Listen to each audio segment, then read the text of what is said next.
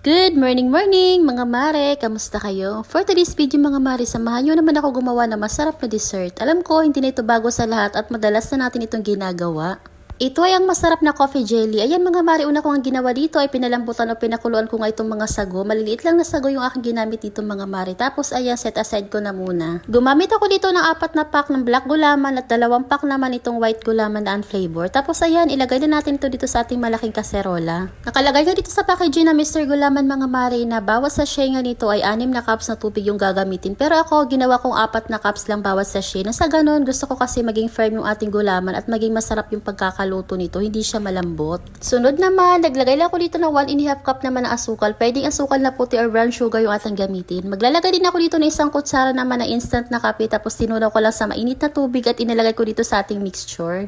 Sa mga oras na yun mga mare, hinalo-halo ko nga muna ito bago natin ito isalang sa ating kalan. Tinati ko pa nga ito kasi medyo naliitan nga ako sa aking kaserola. At ayan, pagka kumukulo na nga ito, hintayin na natin ito na kumulo ng mga 1 or 2. Tapos ayan, okay na ito, set aside.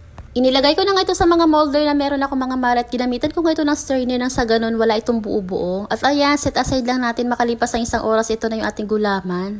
Napakaganda nga ng pagkakuluto ko dito sa black gulaman mga mare at napaka-firm nga nito. Ganito nga yung texture na gusto ko pagka nagagawa ko ng coffee jelly. Ayan, hinati-hati ko nga lang ito ay yung sakat na gusto ko na pa-square. Gagamit lang ako dito ng 2 pack ng Nestle cream na malaki na 250 ml, 2 evap milk, 2 crema asada at 2 condensed milk. Yes po mga mare, maglalagay ako dito ng 2 can ng evap milk kasi marami itong aking gulaman na ginawa. Iba-iba naman tayo ng gusto sa paggawa nito mga mare, ayaw kasi namin yung sobrang lapot.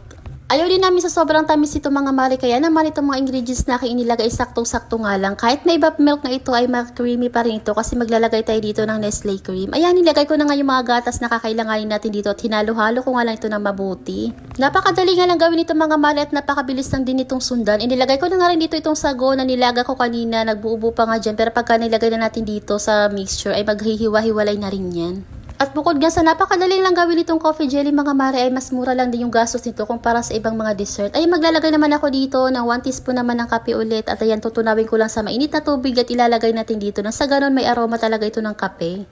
Optional lang din naman yung paglalagay ng kape dito mga mare, huwag kayong mag-alala kasi hindi ito magiging mapait. Ayan, inilagay ko na nga dito yung mga platops sa 10 piraso na hiniwa-hiwa ko na maliliit. Tapos ayan, halo-haloin lang natin ulit ito ng mabuti. Napakasarap din talaga nitong coffee jelly mga mare at pwede nga rin natin ito ipambenta or pagkakitaan. At ayan mga mare, kita nyo naman kahit naglagay tayo dito ng evap milk ay creamy pa rin talaga ang kinalabasan nitong ating dessert na coffee jelly. At ito na nga mga mare, makalipas ang 1 oras, ganito na nga itsura niya.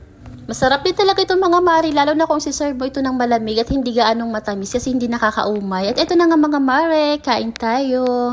Andiyan lang muna for today's video mga mare. Maraming salamat sa iyong panonood. God bless. Samahan niyo ulit ako sa susunod na mini vlogs.